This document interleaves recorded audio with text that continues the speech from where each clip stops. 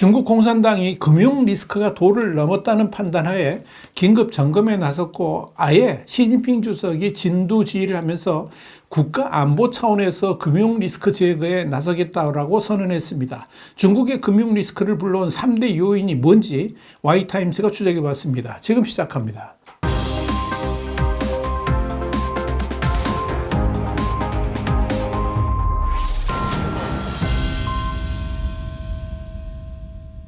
자유아시아 방송 그러니까 RFA 중국어파는 현지 시간으로 6일 중국의 금융 리스크를 심층 분석을 하면서 이 금융 리스크를 관리하고 통제하는 것은 최근 중국 정부의 최우선 과제가 되었다면서 이 국가안전부에서도 금융 리스크 제거가 국가 안보의 중요한 부분임을 강조할 정도로 중국 공산당 전체가 주목하고 있다. 이렇게 보도를 했습니다. 중국 공산당은 지난 10월 31일 2017년 7월 이후에 6년 만에 전국 금융공작회의를 열고 금융 분야에 대한 중국 공산당의 관리 감독을 강화하고 중국 경제의 뇌가 아닌 부채 문제를 해결하기로 방침을 정했습니다. 이날 회의가 크게 주목을 받았던 것은 회의 주제를 시진핑 주석이 직접 했고 리창 총리와 자오러지, 왕링, 차이치, 딩쉐상, 리시 등 중국 공산당 중앙위원회 정치국 상무위원회 위원들이 참석을 했기 때문에 그렇습니다. 그만큼 이번 이 금융공작회의의 주제라든지 해결해야 될 과제가 너무나도 엄중하다는 것이고 특히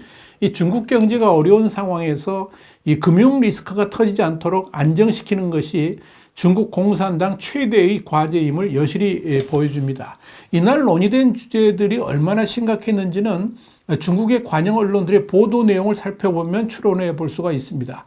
중국 국영 CCTV는 이날 회의 결과에 대해서 금융 감독을 전면적으로 강화하며 금융 시스템을 개선해야 된다 그러면서 금융 업무를 원활하게 수행하려면 당 중앙에 집중되고 통일된 지도력을 강화하는 것이 근본이다. 이렇게 정리했습니다. 또 중앙금융위원회가 전반적인 계획과 조정의 임무를 잘 수행하고 중앙금융공작위원회가 금융 시스템의 당 건설을 실질적으로 강화해야 된다라고 강조를 했습니다. 중국 관영신화통신도 회의에 참석한 관계자들은 여전히 숨겨진 경제 및 금융 리스크가 더 많다 그러면서 중국의 질 높은 금융 발전을 촉진하기 위해서 정부가 이런 리스크를 근본적으로 해결해야 한다라고 언급했다. 이렇게 밝혔습니다. 원래 중국의 언론들이 포장을 잘 하는 데다가 본질적인 문제는 에둘러 표현하기는 하지만 사실 이번 보도의 경우에 내면을 들여다보면 시진핑 주석이 직접 주재를 했고 또 중국 공산당의 핵심 요원들이 모두 참석한 회의에서 지금 중국에 닥친 금융위기를 시급하게 해결해야 되고 이를 위해서 당 중앙이 그러니까 시진핑이 직접 챙기면서 해결해 가야 한다 하는 것을 강조했다는 걸 알 수가 있습니다. 이날 회의에서 특히 심각하게 다뤄야 될 주제로 부각된 것들이 바로 이 지방 부채 문제 해결 그리고 금융 및 부동산 위기 해결 또 외환 보유고 부족 등의 문제입니다. 이날 회의에서 가장 심각하게 다뤄진 주제 중 첫 번째는 바로 부동산 시장과 관련된 내용이었습니다. 지금 중국의 부동산 문제는 이 중국 경제를 어렵게 만든 핵심 요인이기도 하다는 점에서 중국 당국이 총력을 기울여서 해결하려고 합니다만은 그럼에도 불구하고 갈 길을 찾지 못하고 있다라고 보면 됩니다. 최근만 해도 중국 당국이 침체한 부동산 시장을 살리기 위해서 각종 부양책을 쏟아냈지만 기존 주택 거래 가격이 18개월 연속 하락한 것으로 나타났습니다. 7일 중국 부동산 시장 연구 조사기관인 중스연구원에 따르면 10월 중국 100대 도시의 기존 주택 평균 거래 가격은 평방미터당 15,486위안으로 전월 대비 0.45% 하락해서 18개월 연속 전월 대비 하락세를 보였습니다. 이는 코로나19 확산으로 방역 통제가 엄격했던 작년 동월과 비교해서도 2.88%나 떨어진 수치입니다.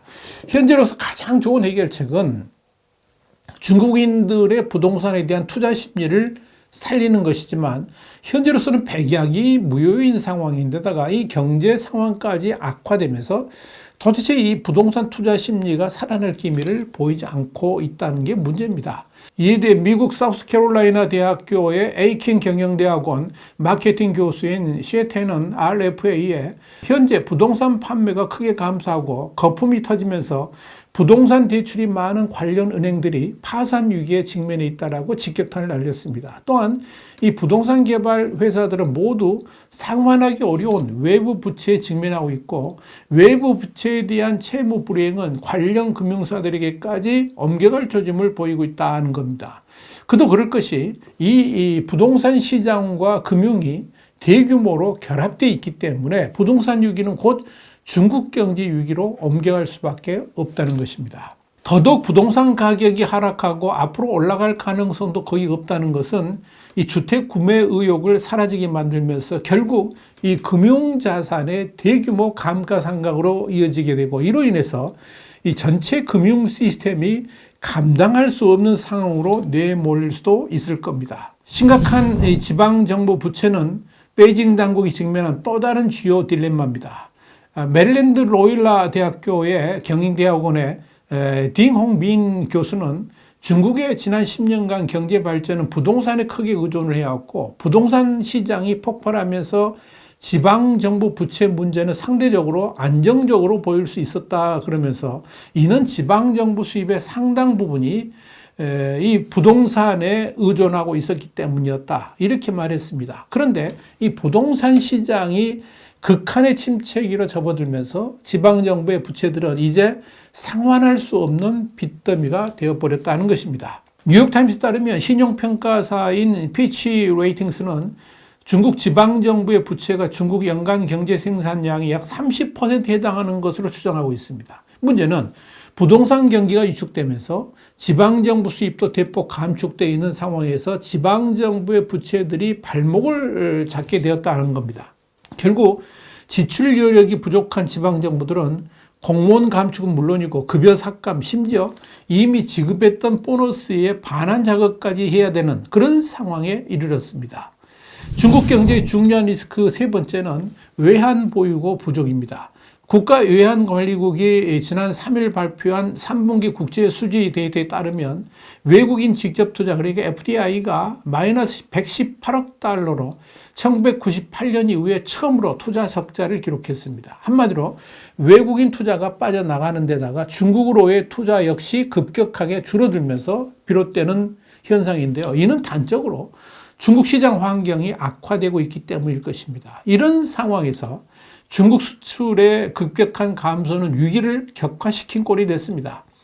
여기에 대해서 미국 민간기관인 정보전략연구소의 경제학자인 리형칭은 과거 중국 본토의 대표적인 기업들은 서구의 투자를 받아서 R&D 사업을 시작해서 알리바바, 텐센트, 징동, 그리고 바이두 등 거대 기업으로 성장했다 그러면서, 그러나 이제 그런 투자는 더 이상 있을 수가 없고 미국 정부의 엄격한 조사의 대상이 되었는데, 이는 중국의 첨단 기술 산업 발전을 가로막는 요인이 될 수도 있다, 이렇게 진단했습니다.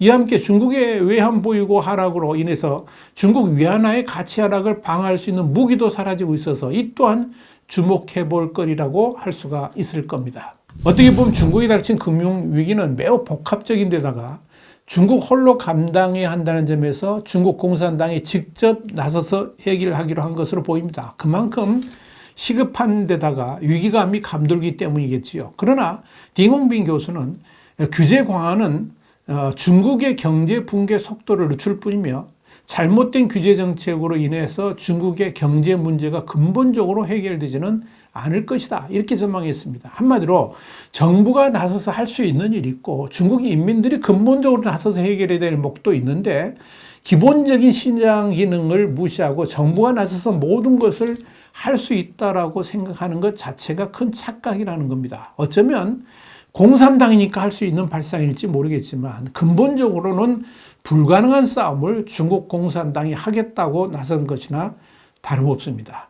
외환 보유고만 해도 그렇습니다. 중국은 달러의 기축통화를 깨기 위해서 위안화를 국제통화로 하려고 부단히 확대하고 있습니다만, 그런 노력이 오히려 달러의 보유액을 줄이는 결과를 가져왔습니다. 딩홍빈 교수가 지적하는 결정적인 것 또 하나가 있는데요.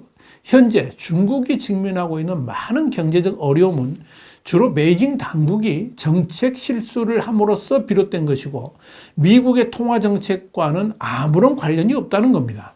결국 정책을 수행하는 책임자를 전면 교체하면서 정책의 일대 쇄신을 가든지 아니면 정권을 교체해가지고 경제정책의 틀을 180도 전환해야지 되는데 지금 중국 당국이 취하고 있는 방식은 오히려 민간 경제가 아니라 중국 공산당이 직접 금융 전반을 장악하면서 자신들이 직접 해결해 보겠다고 나섰으니 될 일도 되지 않을 가능성이 높다라고 할 수가 있을 겁니다. 발상의 대전환 없이는 실패 장본인인 중국 공산당이 어려운 중국 경제를 수술하겠다고 나섰다는 것인데 이건 무자격 의사가 수술을 집도하는 것이나 다름없다고 이렇게 할 수 있으니까 앞으로의 전망도 이미 뻔한 일 아닐까 그렇게 생각을 해봅니다. 와이타임 정세 분석이었습니다. 감사합니다.